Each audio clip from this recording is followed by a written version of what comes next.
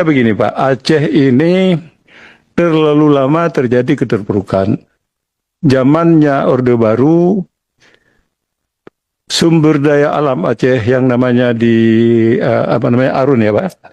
Migas itu semacam menjadi dompet negara untuk pembangunan nasional. Luar biasa, keruhnya isi bumi di sana digunakan untuk pembangunan. Sedangkan bahagian yang menetes ke Aceh, konon kabarnya hanya 1%, Pak. 1% zaman itu. Oleh karenanya ini yang dikembangkan terus oleh tokoh-tokoh Aceh di luar dan seterusnya, sehingga motivasi terjadi gerakan Aceh Merdeka bukan politik, bukan agama, tapi ekonomi. Gitu Pak. Nah, karena motif ekonomi ini yang dilihat, keterpurukannya memang di ekonomi juga, dikejarlah pembangunan itu, dianggap 30 tahun ya, 30 tahun konflik, perlu ditebus, ya ibarat tadi, begitu mudah meruntuhkan gedung-gedung, termasuk nyawa manusia, tapi untuk merehab kembali itu, makan waktu yang lama. Nah, analog dengan itu kelihatannya kalau ditanya tadi, sampai kapan? Ya, jawabannya sih sepanjang otsus itu berlaku. Gitu Pak, idealnya.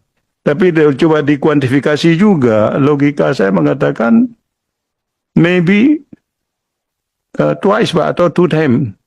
Kalau konflik 30 tahun, merehabnya barangkali bisa butuh waktu 60 tahun gitu Pak. Kalau katakanlah ini, maaf, sering gurau Pak. Katakanlah ini misalnya 60 tahun, yang sudah berjalan berapa Pak? 20 tahun, ada waktu 40 tahun lagi untuk mengejar ini, barangkali akan setara. Kalau ditanya tidak inheren atau tidak seumur otonomi khusus itu sendiri begitu. Nah, saya tidak tahu Papua sampai kapan. Mengenai besarannya sudah banyak disebutkan, saya tidak usah sebut di sini, apa 2 apa 2,5%, terserah nanti pada Balak sendiri untuk mengusulkan. Saya sependapat Pak, kecemburuan itu memang jangan sampai dibiarkan, sehingga ada pro kontra tadi, tapi usulan jalan tengah yang disebut Pak Ketua saya kira bagus sekali. Mudah-mudahan pembahasannya ke depan ini akan segera juga mendapat titik temu Pak Ketua.